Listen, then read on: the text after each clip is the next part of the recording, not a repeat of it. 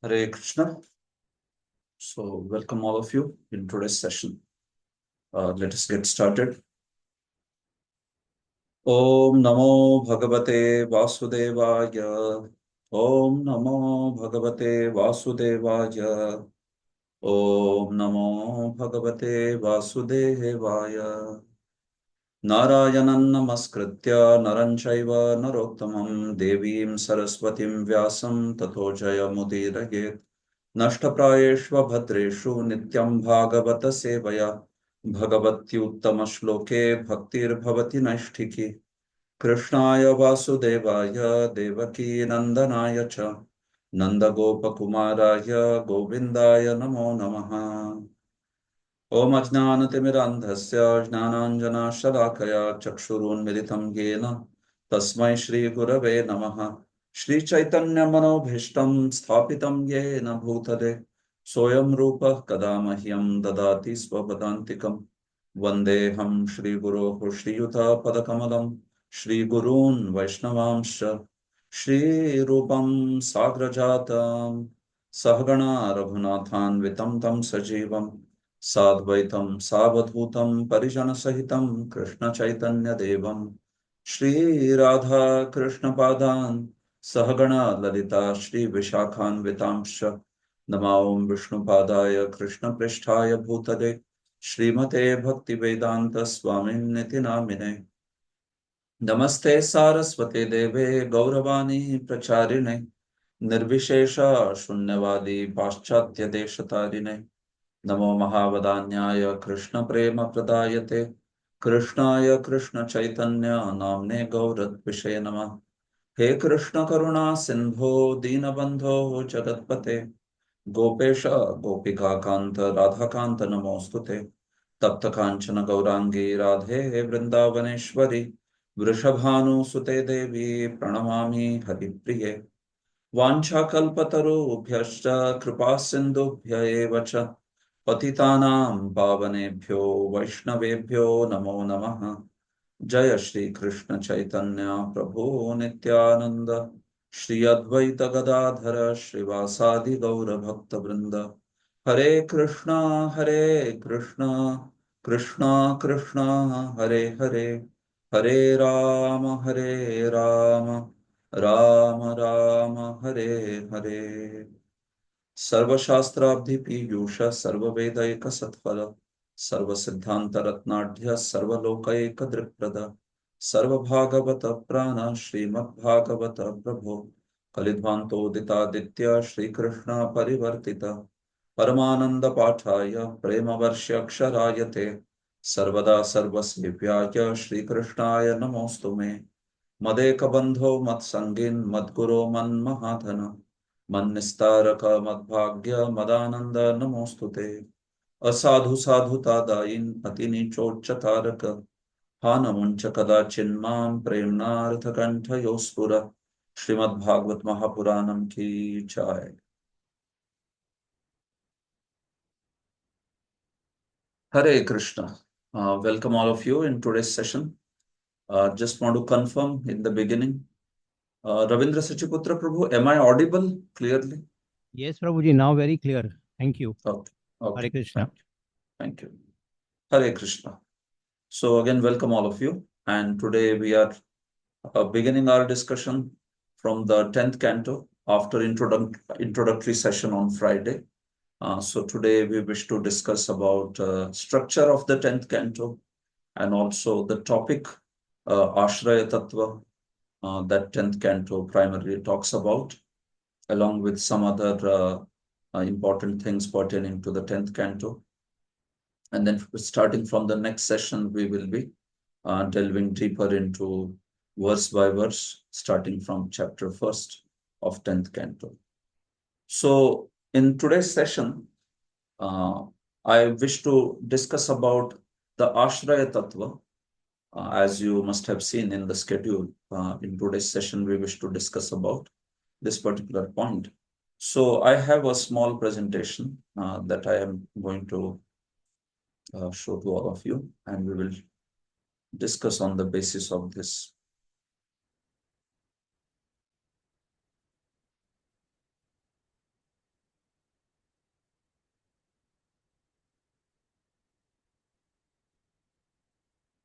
Okay, so I think now you can see my screen. Introduction to the 10th canto, discussion on Ashraya Tattva. So, 10th canto, Dashama Skandha, is heart of Srimad Bhagavatam. Vishwanath Chakravarti compares it to the beautiful smile of Supreme Lord Shri Krishna. Tadhasyam, hasyam, it is smile or laughter of Shri Krishna. So, this is actually the most important canto in entire Srimad Bhagavatam, and it discusses the most important topic of all the topics of Srimad Bhagavatam. That topic is the topic of Ashraya Tattva. Ashraya. So now, what that means and in what way it discusses, that is what we wish to speak about today. So you can see 10 topics and 12 cantos of Srimad Bhagavatam. Srimad Bhagavatam has 10 topics, right? And there are 12 cantos. So if we want to ascribe one particular topic to one particular canto, then there will be some mismatch because 10 topics and 12 cantos. In fact, any Mahapuranam has 10 topics. 10 topics. Dasha Vishaya. So, Dasha Lakshanani, Dasha Vishaya, like that they will speak. So, any Mahapuran, that's what is a Mahapuran in fact. Mahapuran typically has 10 topics. A Puran has 5 topics. And an Upapurana has less than 5 topics. So, that is how we see Mahapurana, Purana, and Upapurana. Mahapuran has 10 topics, a Puran has 5 topics, and Upapuran has less than 5 topics. So Srimad Bhagavatam is Mahapuranam. And in fact, within that it is the Amal Puranam, spotless Puran. It speaks about only pure devotional service as the topic. So this particular Mahapurana, it has 12 cantos, it has 335 chapters and 18,000 verses. So how do you connect 10 topics to the 12 cantos? So usually the first canto is considered to be an introduction. Uh, First canto is not so much ascribed any topic as such out of the 10 topics. We are going to see this. So it is more like an introduction. It is like setting the scene in that manner. And then we also see that the third and fourth chapter of the cantos, they basically carry the same chapter. They carry the same topic. I'm sorry. They carry the same topic, third and fourth canto, or in fact, second, third, and fourth. We will come to that. So, more than one canto, they are having the same subject actually, same topic. So that's why 10 topics are being corresponded with 12 cantos. So, what are these 10 topics? So, we all know this is a popular verse from Srila Shukdev Goswami in the second canto, 10th chapter, verse number 1. Atra sargo visargascha sthanam poshanamutayah manvantareshanu nirodho muktirashrayah. Okay. Madhavendra Puri Prabhu, you would like to read the translation?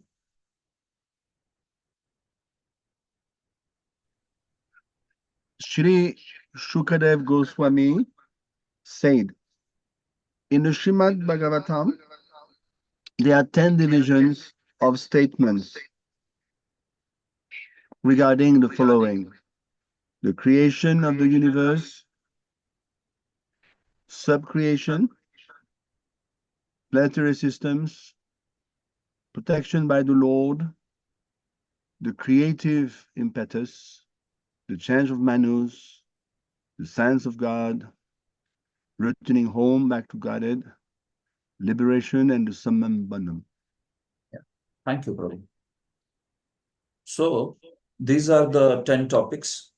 Sarga, which is the primary creation, Visarga, which is the subcreation, Sthanam, the planetary systems, Poshanam, protection by the Lord, Uti, the creative impetus or inclinations, Manvantara, the change of Manus, Ishanu Katha, the science of God, Prabhupada translates in that manner. Nirodha, so Nirodha can refer to returning home back to Godhead, especially within that the Atyantik Pralaya, that aspect. Liberation refers to Mukti, and Ashraya refers to Samam Bonam.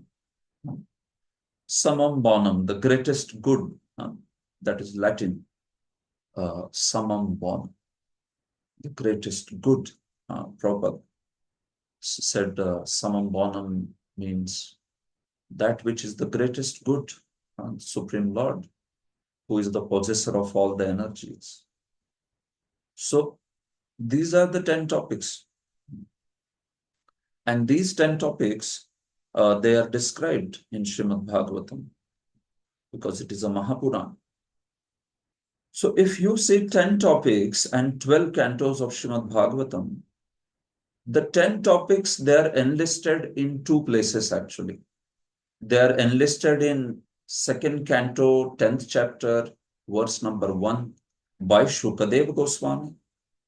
And then they are also enlisted in 12th canto, 7th chapter, verse number 9 by Suta Goswami.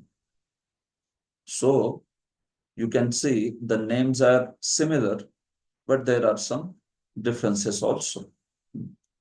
These are the names that we just read now from that verse from the second canto. So first column is enlisting those names.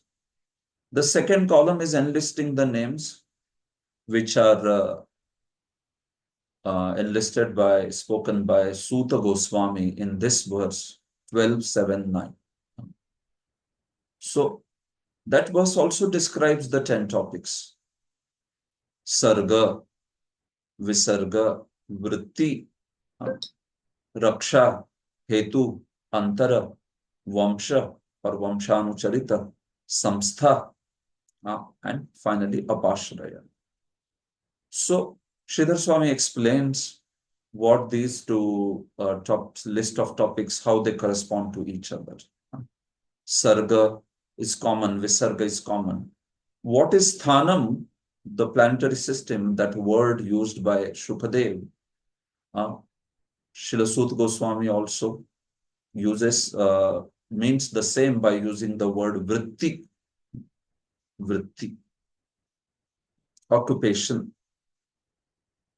Poshana has the same sense in Raksha, protection by the Lord. Uti, the creative impetus or inclination, auspicious, inauspicious inclinations. Hetu also means the same thing. Manvantara is similar as Antara, same meaning basically.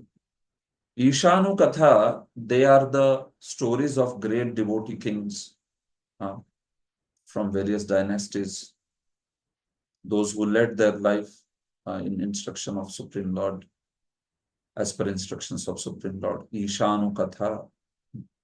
So Vamsha and Vamshanu Charita also, it basically is referring to the same topic. Nirodha is referred by Suta Goswami as Samstha. Mukti also samstha, and finally Ashraya is referred as apashraya. So you see these topics, they are scattered throughout the Bhagavatam. Third column here talks about where are these topics discussed in Srimad Bhagavatam, in which cantos.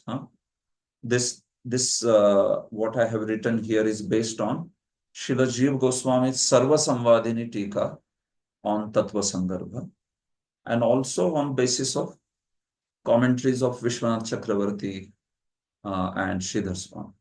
So I have sort of combined it and put it there.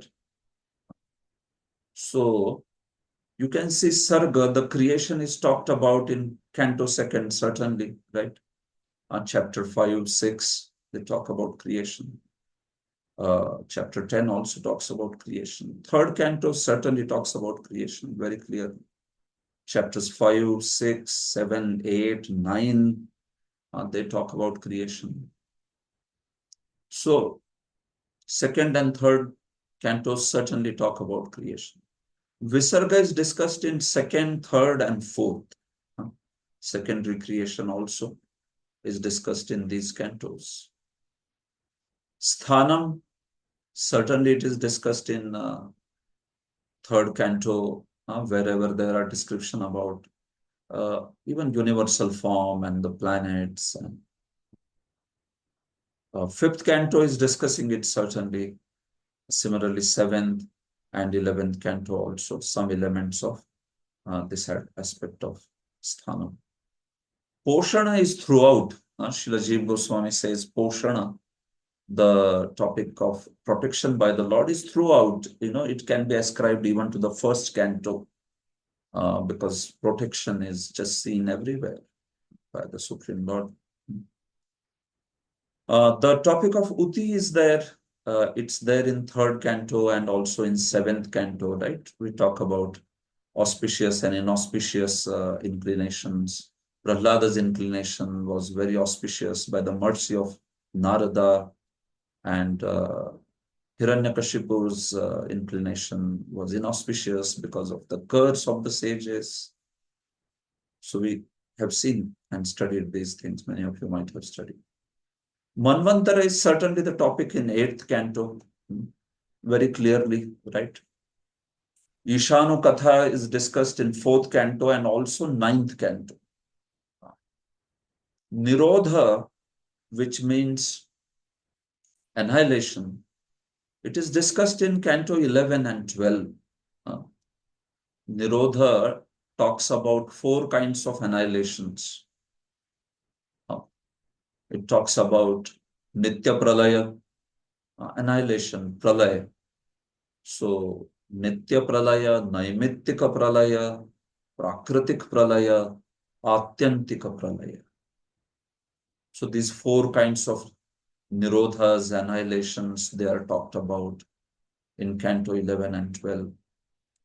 Within that, especially the Mukti, those of you who are attending the 11th Canto classes, there we discussed this in detail, right?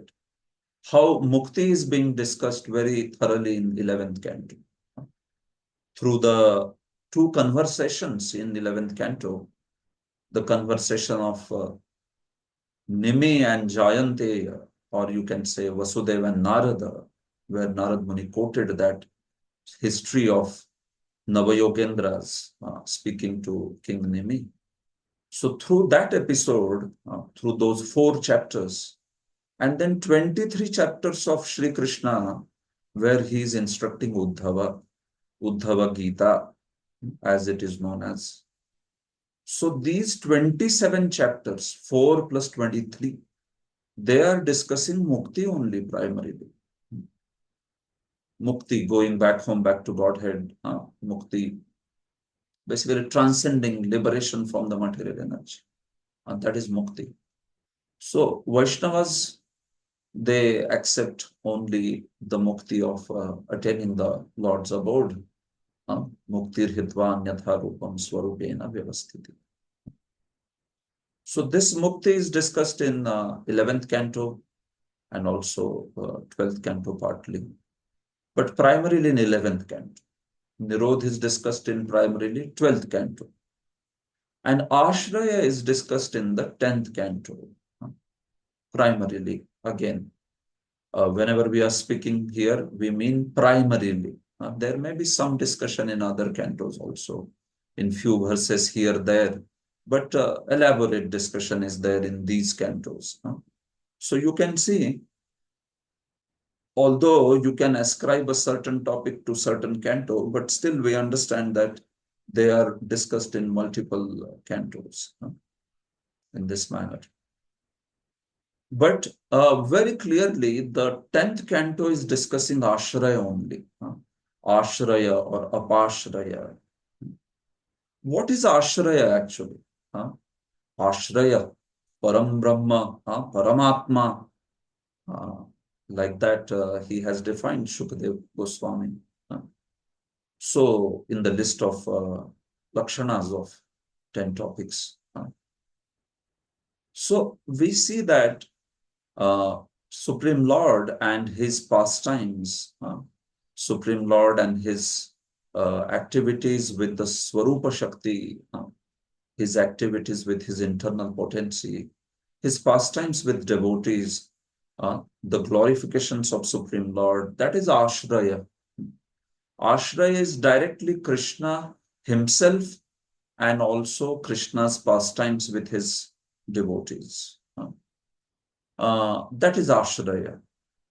Although the same Lord may also have aspects like creation and all that, but when we talk about Ashraya, we mean that personal Sri Krishna, that personal form, Param Brahma, and that personality who is manifesting his very beautiful pastimes with his Swarupa Shakti.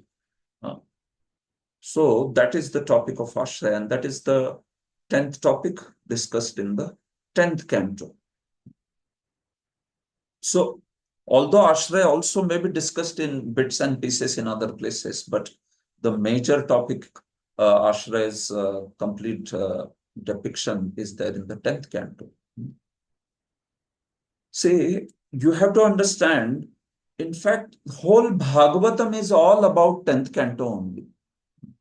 Whole Bhagavatam is geared towards Dashama Lakshanam, 10th topic or 10th canto. Ashraya Tattva. See, this is a very popular verse again from the same 10th chapter of 2nd canto. Dashamasya Vishuddhyartham Navanamiha Lakshanam Varnayanti Mahatmanah Shrutenathena Chanjasa. Akinchan Krishna Prabhu, would you like to read the translation?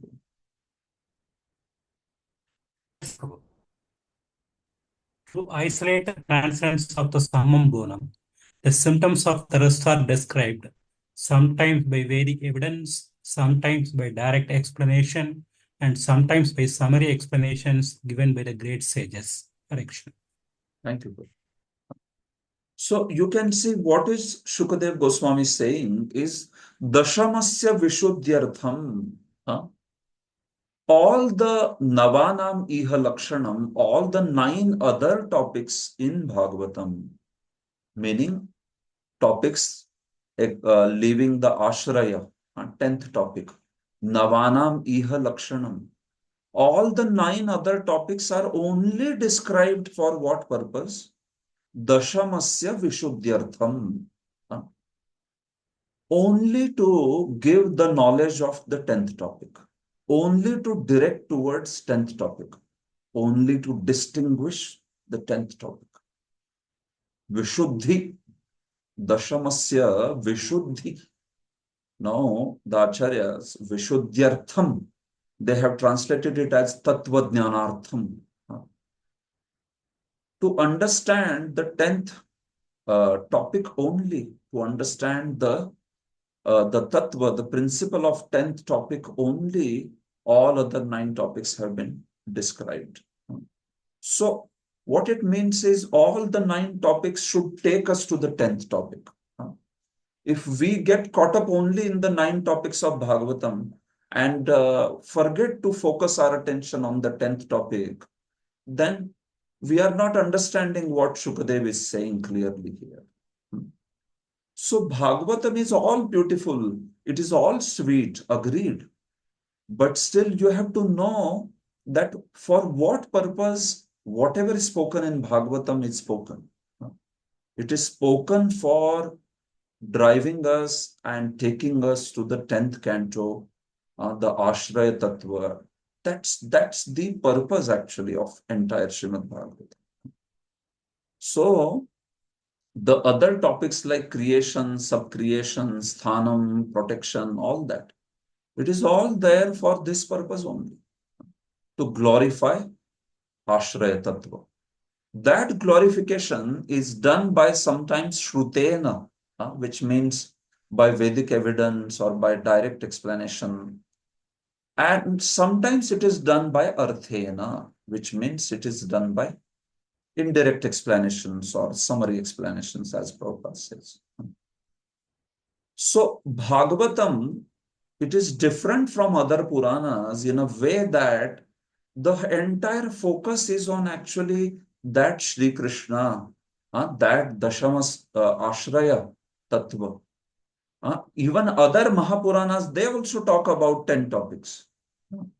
Take example of Padma Puran. Now it is also Mahapuran. It also talks about 10 topics. Sarga, Visarga, Sthanam, Poshanam, Utaya, all that.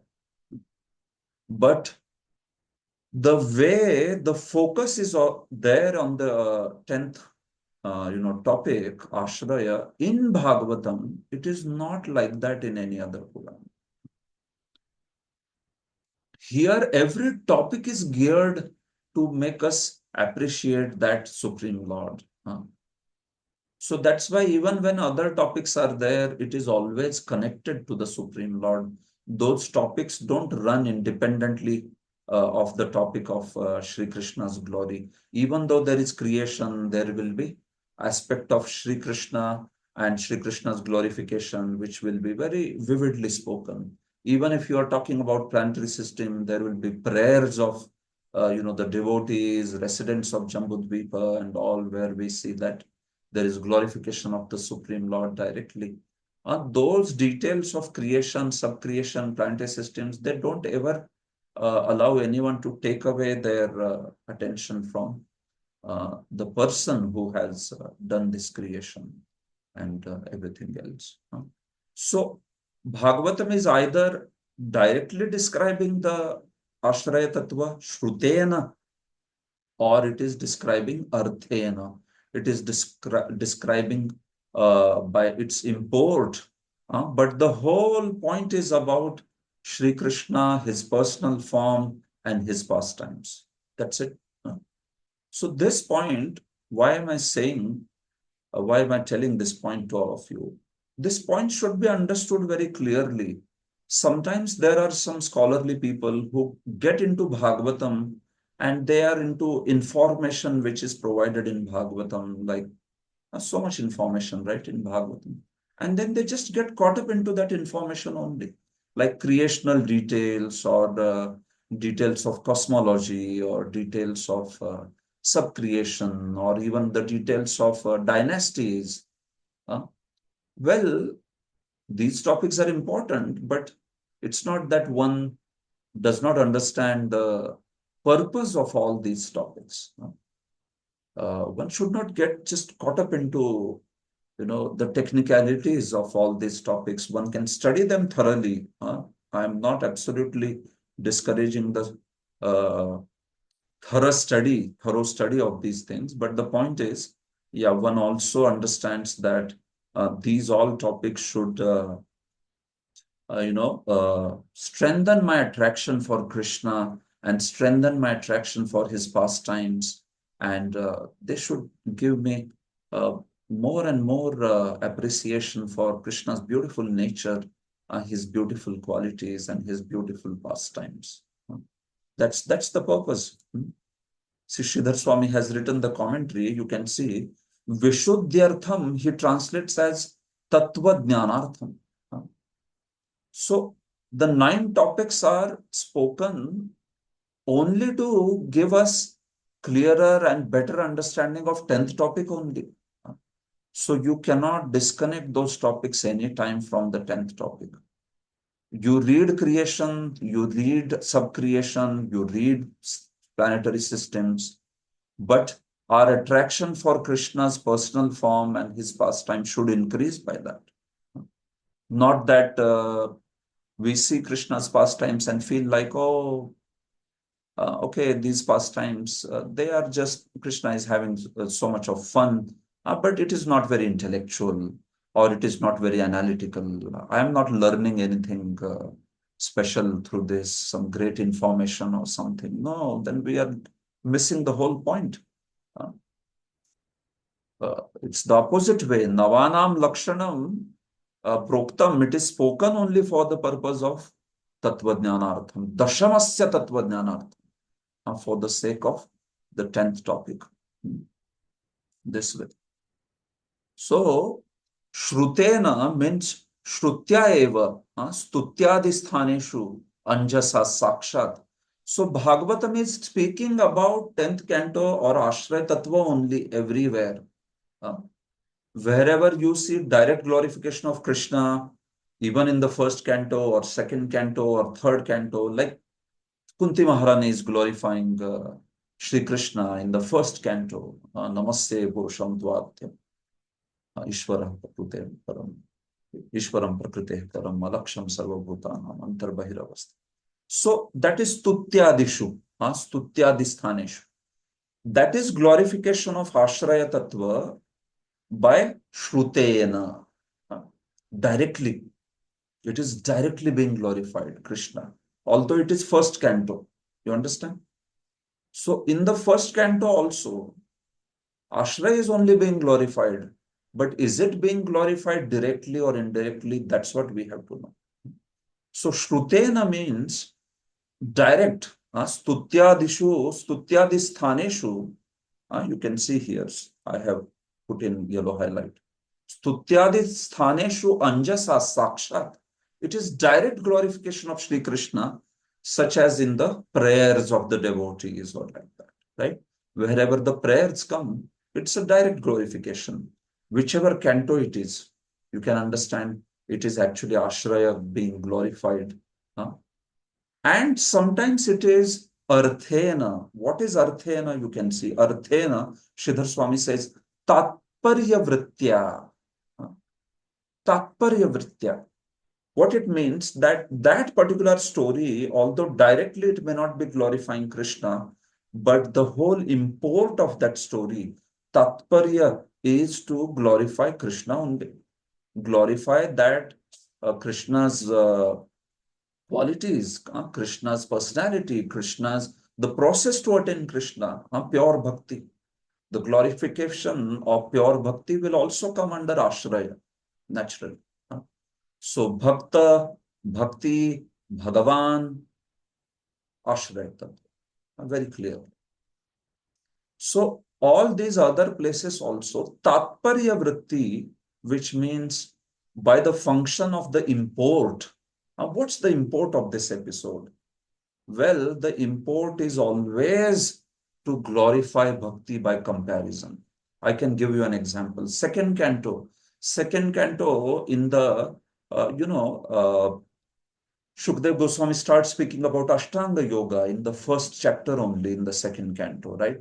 After describing and answering Parikshit's question of, what should be heard, what should not be heard, Shrotavya Prititavyascha Smartavyascha Abhayam and all that. He talks about Khatavanga, how he achieved, perfection just within a muhurta, just a 48 minutes time. That's it, few minutes. So he spoke about that. And then you can see he begins the topic of Ashtanga Yoga. There is meditation on Virat Rupa, then there is meditation on Paramatma Dharana, Virat Rupa Dharana. Now, how is this topic relevant? How is it glorifying Sri Krishna? It appears like Avantar. It appears like a topic which is side topic. But you see, such topics are also finally to glorify bhakti only, or to glorify Supreme Personality only. These topics, they come just so that later bhakti will be compared to them and these topics will be shown inferior to bhakti. And that's what happens also in second canto. This whole Ashtanga Yoga discussion proceeds in the second chapter also. Krama Mukti, Sadhyo Mukti, gradual liberation, immediate liberation. And then suddenly at the end of that chapter, we see Shukdev Goswami flips everything and shows that how bhakti is the super excellent path. That's the highest path. Where he says, this is the Shiva Pantha. This is the most auspicious path, not those paths which I have described now, paths of Ashtanga Yoga and all that. So he was speaking all this just to compare those paths with Bhakti. Tatparya Vritti, this is what is meant by Tatparya Vritti. The import of all these topics, and it is very clearly done, you take this topic, clearly it is compared with Bhakti, and then you see Bhakti is only glorified.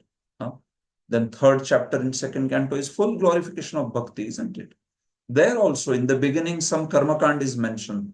If you want a beautiful, husband, then worship Shiva. You want a beautiful wife, worship Uma. If somebody wants great sensory powers, worship Indra. You want great wealth, worship Kubera. All that is happening. And then finally, akama sarva kamo va moksha kamo dharadi. You see, again, it is just brushed aside by comparing with the bhakti. So somebody may take these sections and feel like, oh, Ashtanga Yoga is being spoken. How is this glorification of Krishna? You say that Bhagavatam is, every letter is glorifying Krishna, right? Padma Puran says that, Puraneshu tu sarveshu Srimad Bhagavatam param yatra pratipado Krishno giyate bahudarshibhi. It says that, Padma Puran says, glorifying Bhagavatam as Puraneshu tu sarveshu, amongst all the Puranas, Bhagavatam is considered to be the highest. Yatra pratipado, here in every word, in every padam, padam, those of you who are students of Sanskrit, you know what is a padam. Suktingantam padam, all the nouns or all the verbs, they are known as pada. So in Sanskrit, there are only two kinds of words. There is nouns and verbs. There is nothing else. So everything is included within nouns and verbs. Subantam and Tingantam padam. So pada, every word of Bhagavatam, Krishna is only glorified. Bahudha, in multiple ways. Rishibhi. That's what Padma Puran says. Yatra pratipado Krishno giyate bahudha rishibhi, bahudha rishibhi. Like that. So, the point is this, that these topics are there. They also actually are to glorify bhakti only. So that's why, although these informations are very wonderful, a devotee is very eager to understand every section of Bhagavatam. It is given by Vyasadeva, it is spoken by Shukadev. But still, one has to also understand the purpose why that section is there, so that one does not get caught up into only technicalities and forget that this is all meant to actually increase, reinforce, strengthen my faith in bhakti and draw me even closer to Krishna, like that. So that's how you take any topic of Srimad Bhagavatam. Later, Daksha, he speaks about, he addresses his sons that, you should perform tapasya so that you can become qualified to enter household life. You can have a wife and enter household life and then enjoy, the facilities of household life.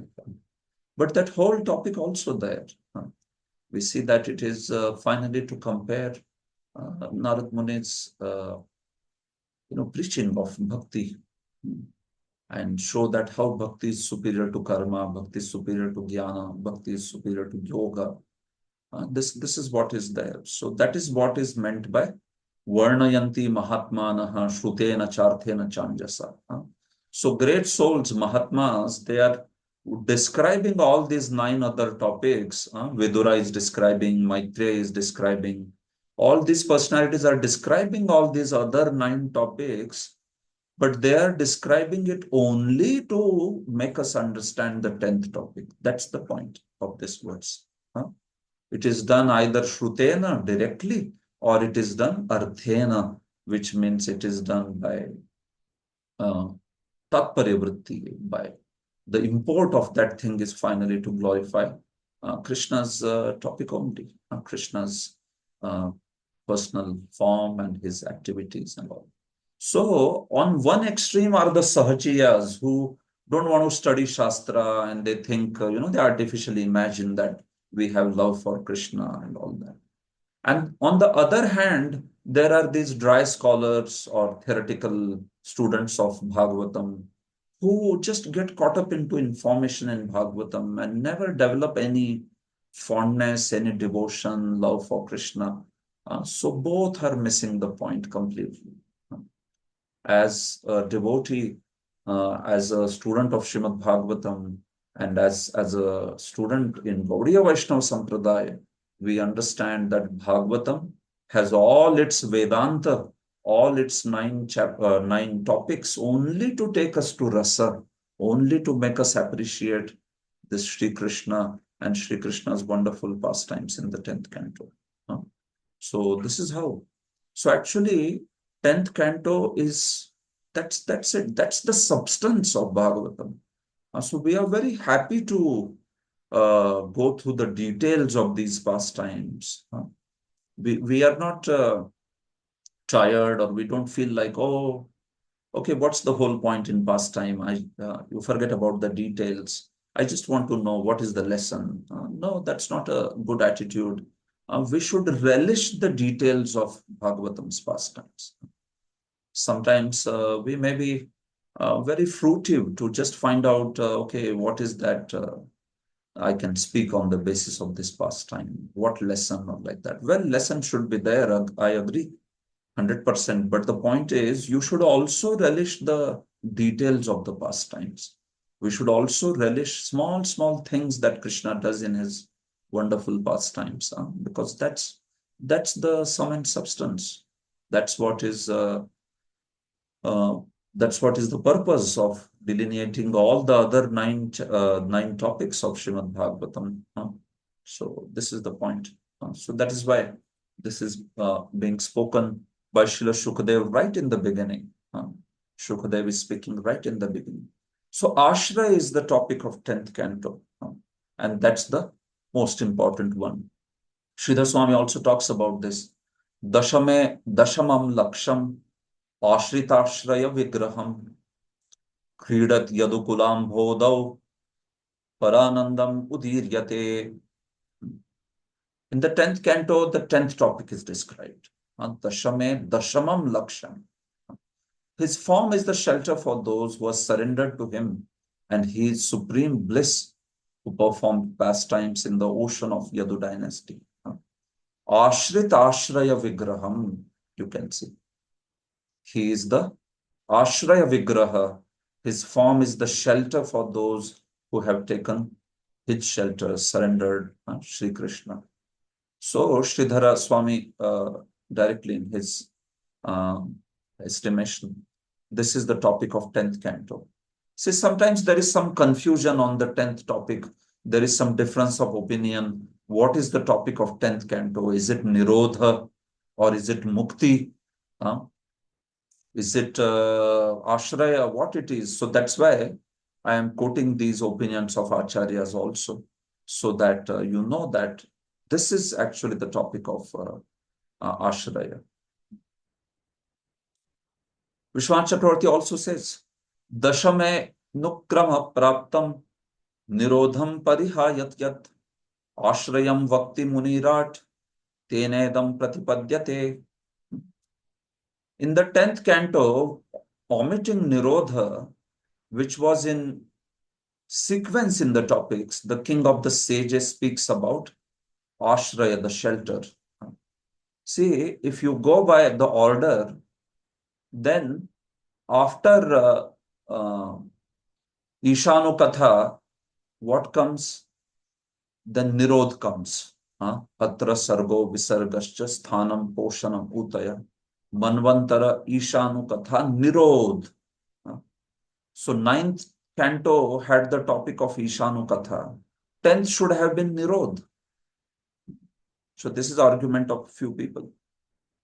Some of the other Vaishnava Sampradayas also give this argument that Nirodha is the topic of 10th canto. But Vishwanath Chakravarti explains that Anukrama Praptam Nirodham Parihaya. Also, although the sequential topic was Nirodha, but Munirat, which means Shukadev Goswami, the king of the sages, the best of the sages, Shukadev Goswami, he disregarded the order and he spoke the topic of Ashraya, the 10th topic. He did not speak about Nirodha. We see that he spoke only later in the 12th canto, almost towards when he was about to leave, then he spoke. Because this was the heart of Srimad Bhagavatam. Parikshit was already a Mahabhagavata, and Shukdev knew that Parikshit very much desired to hear Shri Krishna's pastimes and absorb himself in those pastimes. Right in the beginning, he expressed that to Srila Shukdev Goswami also. So, if Shukdev Goswami was supposed to speak Bhagavatam only for Parikshit, probably he would not have spoken about any other topic but Ashraya. He would have only spoken about Ashraya if it was meant for Parikshit. But because Bhagavatam is also meant for all the conditioned souls, isn't it? Yasvanubhavam akhila shrutisāramekam adhyatmadīpam atititirṣatam tamondham samsārinām karunayāha purāna guhyam tam vyasa sonam upayami munim gurum muninam samsārinām karunayāha. Bhagavatam is not only spoken for Paramhamsas, it is also spoken for the conditioned souls. Samsarinam karunaya. Shukdev spoke it with a great compassion for the conditioned souls. So Bhagavatam is for rasikas, bhavukas, right? But it is also meant for the conditioned souls. And that's why there are these other topics also. It's not just Ashraya Tattva. It is also all these other topics, because conditioned soul has to understand the Tattva of Supreme Lord. Otherwise, what can he relish the 10th canto? He may just misunderstand, he or she may misunderstand Krishna's pastimes as some ordinary boy and girls pastimes. So this is why we see that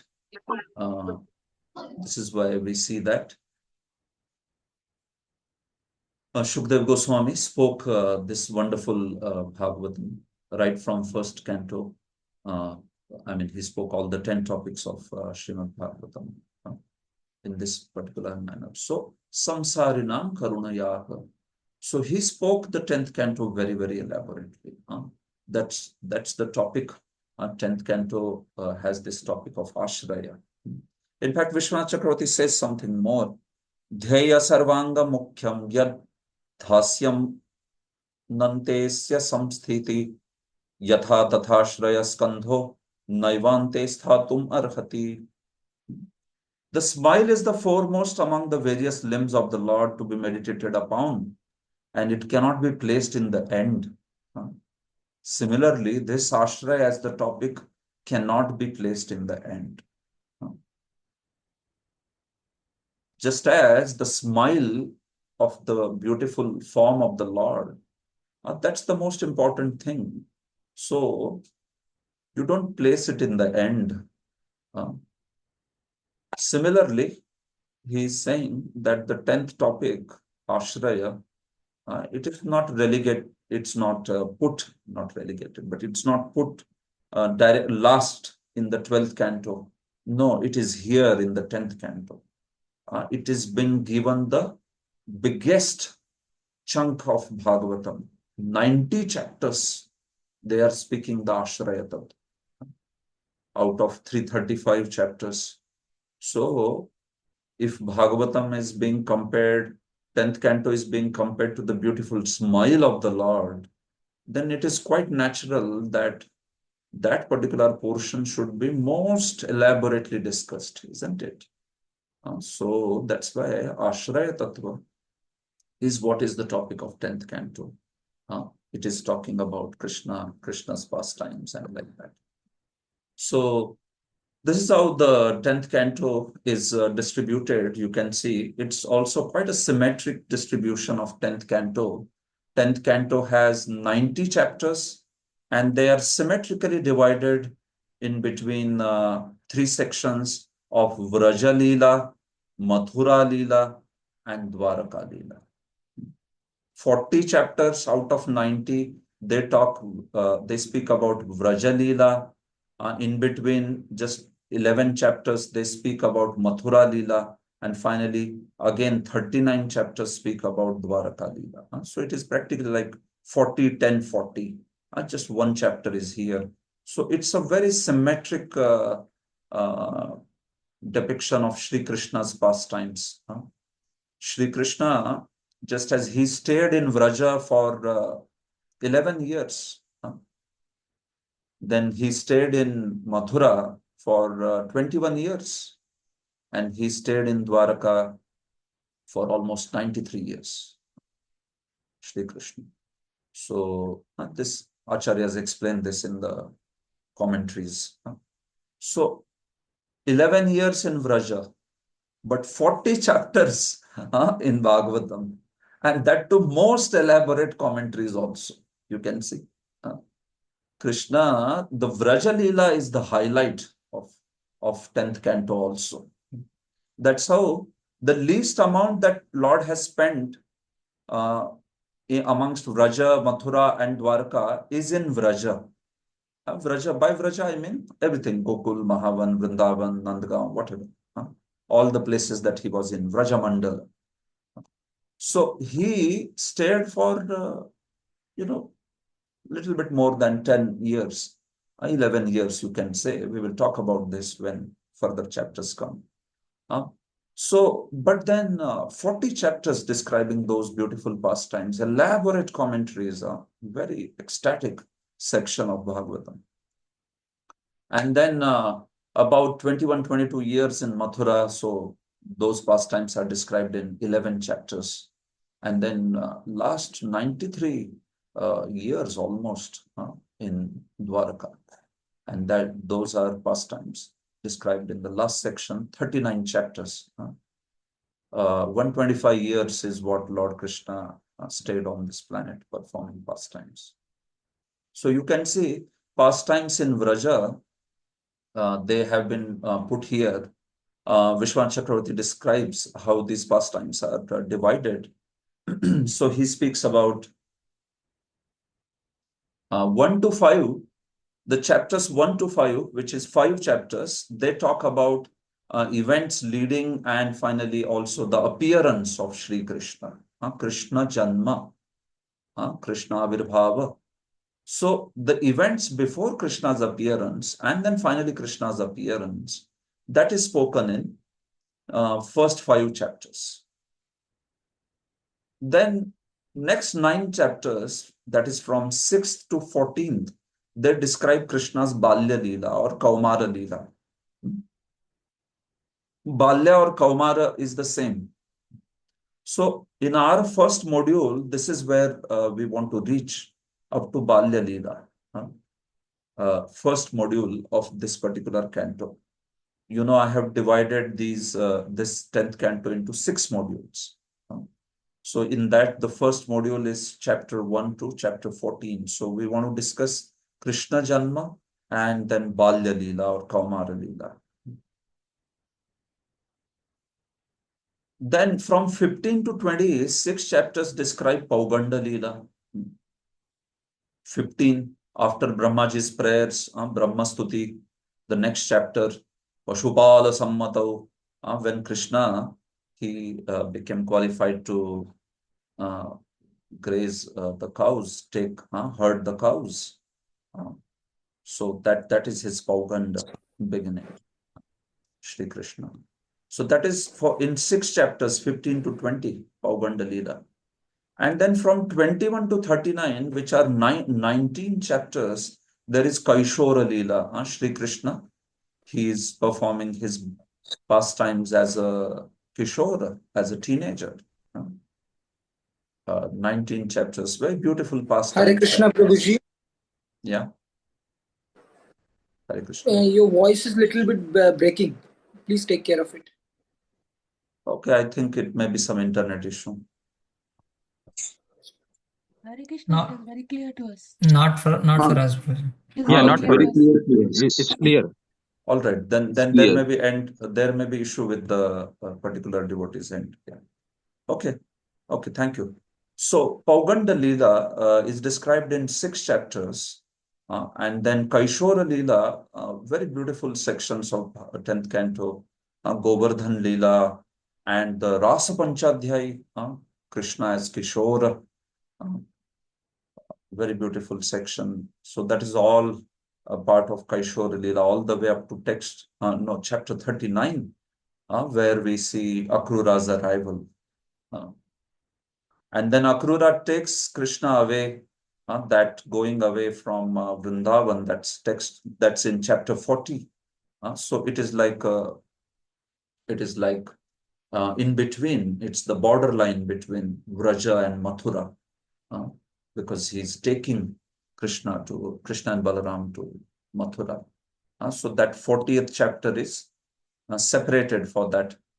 It is singled out because Krishna is being taken away from Vrindavan to Mathura. So that chapter has to stay alone. It is separating. And then Krishna comes in Mathura, very beautiful pastimes in Mathura. 41 to 51, up to killing of Kala Yavana, deliverance of Muchukunda. That is all happening in Mathura, right?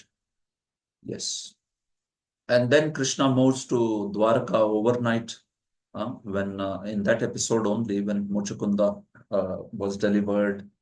And then we see that in that particular, prior to that particular night, Krishna had, in one night, he had shifted all his residents to Dwarka. Everybody was shifted to Dwarka. Only Krishna remained, Balaram remained, and few others who were very close ADs of Krishna. They remained to deal with Kala Yavana and also Jarasandha. So anyway, we'll see those pastimes in detail. So that's Mathura Leela. And then finally, erection of the Dwaraka fort and further all the way up to chapter 90. It is 39 chapters which talk about Dwaraka Leela. So this is how Shri Krishna's, Leelas in 10th canto can be distributed. Vraja Leela, Mathura Leela, and finally Dwaraka Leela in this manner. So this is like full of actually nectar. It has so many commentaries and such wonderful discussions.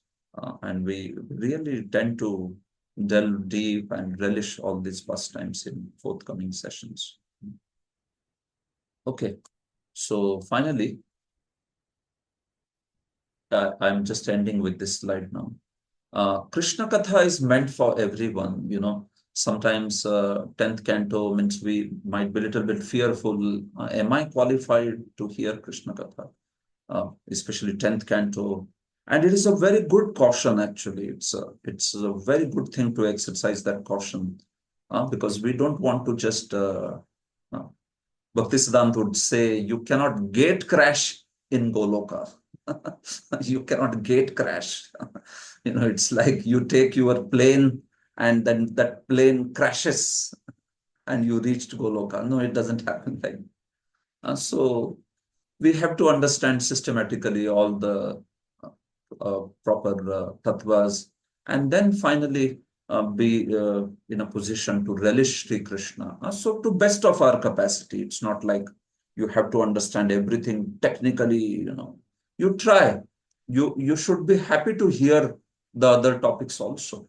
But the point is, yatha dhitam yatha mati, as far as one's intelligence goes.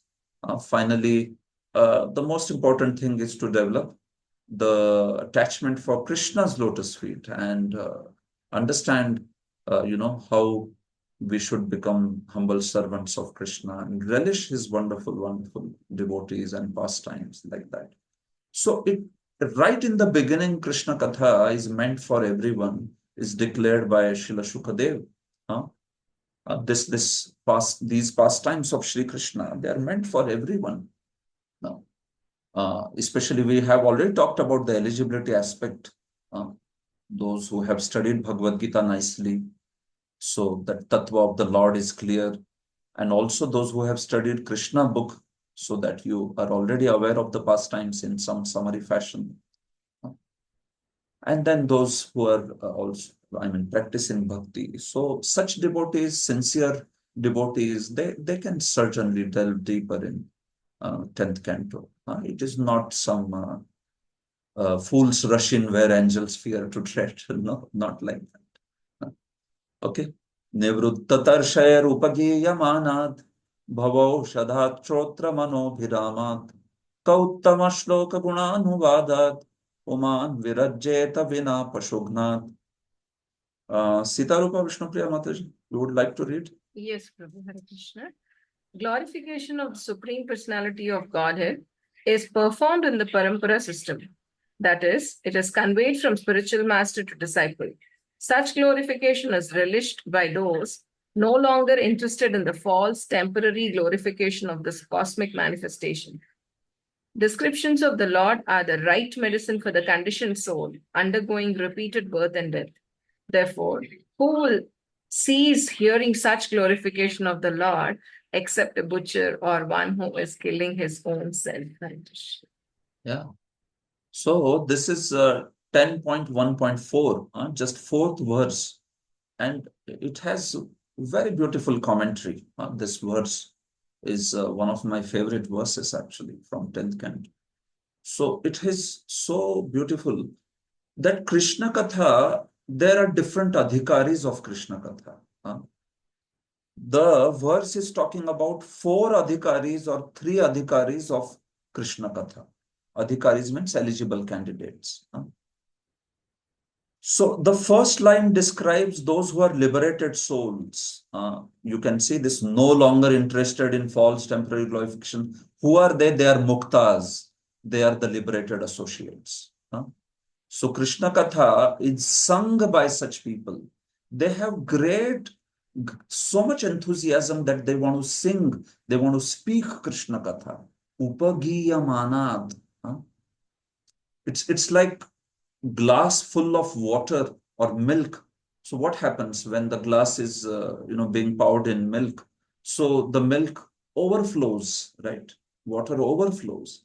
Similarly, those who are liberated souls, they're so much filled with Krishna that their enthusiasm to share Krishna Katha is just spilling. It is just overflowing. So that's why they are very enthusiastic in speaking Krishna Katha. But there are bhavaushadha. This is the second category of this verse. For some others, this Krishna Katha acts as a medicine, and that is us. That is sadhakas. They are the category of mumukshu, or there is, Jiva Goswami splits it into one more category of bhakti ikshu, desirers of mukti or desirers of bhakti. Mumukshu means one who desires liberation. Mumukshu, mukti kami. But we are bhakti kami. But they both have been put into same category as sadhakas. So for sadhakas, this Krishna Katha acts as medicine. It will take away our disease of hankering for material enjoyment, hankering for the things of this world. So for muktas, they're free from such hankering. And that's why they're ecstatic in glorifying Krishna. But for sadhakas like us, this medicine acts like, this particular Krishna Katha acts like a medicine. So that's why we are very eager to hear Krishna Katha. The liberated souls are very eager to speak Krishna Katha, while the sadhaka is very eager to hear Krishna Katha. This is Jiva Goswami's subtle point that he makes. He says, amongst the liberated associates, Ganasya eva pradhanya. Ganasya pradhanya. They are primarily so much enthusiastic to sing the glories of the Lord. That doesn't mean they are not enthusiastic to hear the glories. They are also enthusiastic to hear. But the point is, their heart is flooded with so much of joy to share Krishna Katha, like Srila Prabhupada. Because Srila Prabhupada was such a great listener, he heard his spiritual master's word so wonderful. So he spoke also with so much of conviction and so much of a love for Krishna, taste for Krishna consciousness, right? So that is how. But especially for sadhakas like us, conditioned souls, practitioners of bhakti, so we see that it acts like a medicine. And that's why the recommended process is Shravanasya eva pradhanyam. That one focuses a lot of energy on hearing from the great souls, hearing from authentic sources. One may also be preaching. I am not saying that we should not preach as a sadhaka, not at all. We should preach. Prabhupada taught us that whatever we know, we should try to share. But the point is, we also focus a lot on quality hearing. That's what defines a sadhaka. Shravanasya pradhanyam. In his life, there is pradhanya.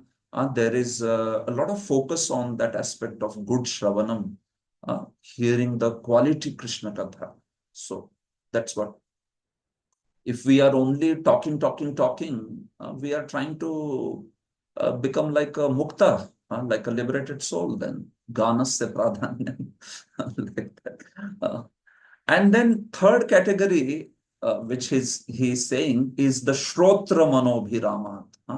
This phrase, shrotra manobhiramat.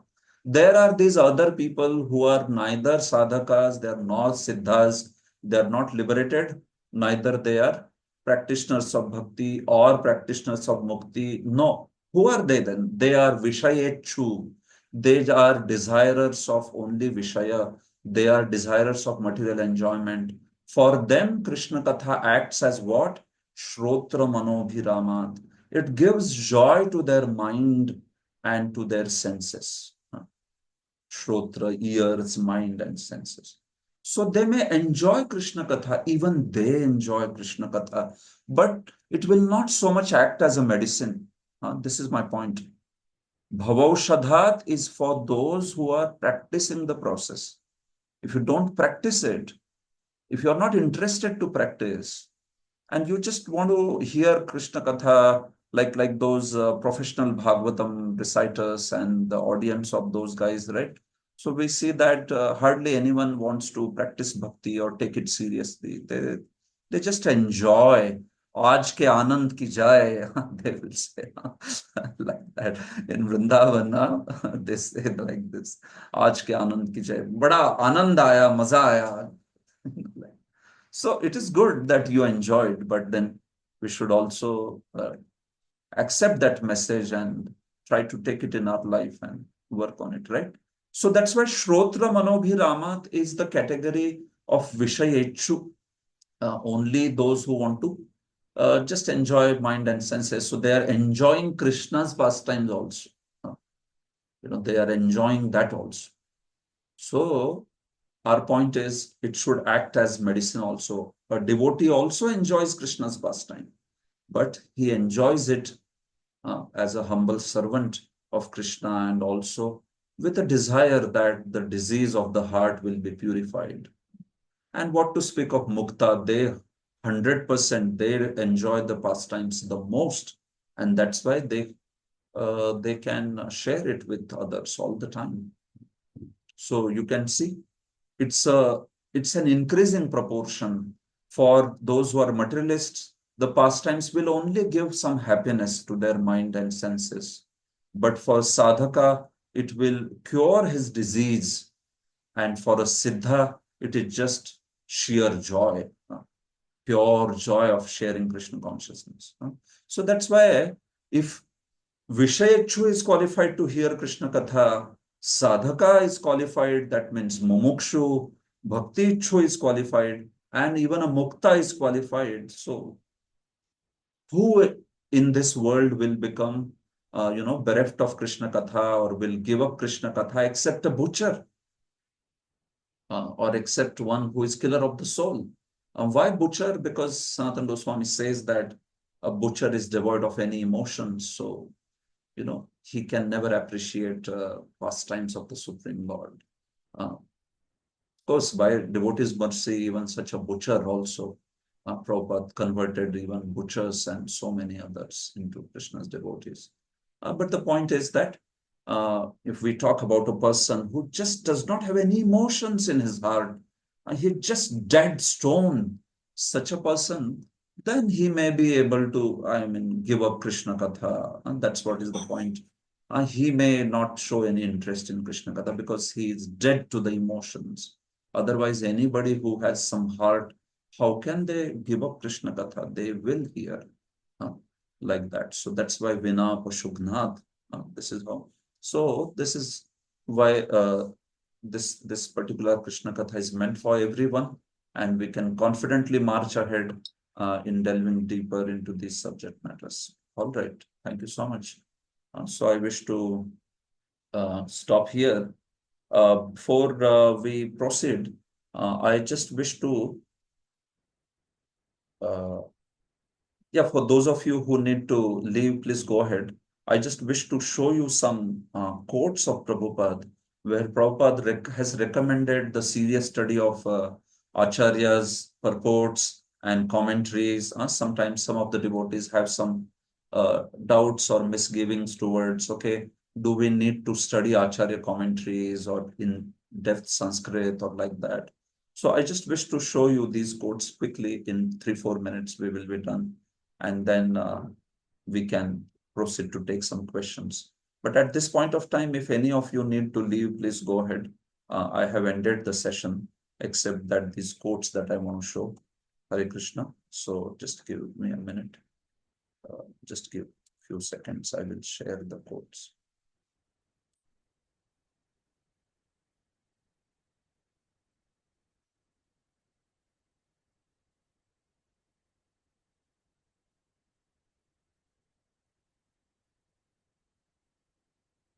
Okay, so these are quotes from Prabhupada purports recommending the study of previous Acharya's books, and these are directly from the purport. I am not even quoting any letters or any conversations. These are directly Bhaktivedanta purports. So they are universal. They don't have any time, place, circumstances, and that sort of consideration, right? So you can see how Prabhupada is so clear on encouraging devotees to study deeply from Acharya's commentaries. Mahatseva Prabhu, you want to read this, Prabhu? Yes, Prabhu. Thank you. Yeah, 111. Yeah. Srimad Bhagavatam 111 purport. Within the past 500 years, many erudite scholars and acharyas like Jeev Goswami, Sanatana Goswami, Vishwanath Chakravarti, Dr. Vallabhacharya, and many other distinguished scholars, even after the time of Lord Chaitanya, made elaborate commentaries on the Bhagavatam. And the serious student would do well to attempt to go through them to better relish the transcendental messages. Thank you. Yeah, so you can say serious student, Prabhupada says a serious student would do well to go through them to better relish the transcendental messages. So if we want to be serious students, we want to better relish the transcendental messages, Prabhupada says that a serious student would certainly attempt to go through these commentaries and all. And he has quoted Vishwanath Chakravarti, Sanatana Goswami, Vallabhacharya, Jiva Goswami, so many of them. So this is a constant theme in his words, actually. Serious student, sincere student, like that he would talk about. Yes, Prabhu, read further. Yeah. Srimad Bhagavatam 1 to 12 purport. A sincere devotee must therefore be prepared to hear the Vedic literature like the Upanishads, Vedantas, and other literatures left by the previous authorities or Goswamis for the benefit of his progress. Without hearing such literatures, one cannot make actual progress. And without hearing and following the instructions, the show of devotional service becomes worthless and therefore a sort of disturbance in the path of devotional service. Unless, therefore, devotional service is established on the principle of Shruti, Smriti, Puranas, or Pancharatra authorities, the make show of devotional service should at once be rejected. An unauthorized devotee should never be recognized as a pure devotee. Yeah, so you can see again here, sincere devotee, studying Upanishads, Vedanta, and the books left by the previous authorities or Goswamis. Without hearing such literatures, one cannot make actual progress, he is saying. Otherwise, it will be all, sometimes there is a lot of confusion on Siddhanta and practice also, right? So that's how, Here also, you can see personal realization does not mean that one should opt out of vanity, attempt to show one's own learning by trying to surpass the previous acharya. Sometimes people don't want to learn anything from previous acharyas. They want to give their own commentaries. They want to conjecture from their own minds. That is not good. First and foremost, we should hear the opinions of acharyas. That includes Prabhupada, that includes the previous acharyas also. Once we know their opinion, then we can try to speak about that particular verse or draw applications.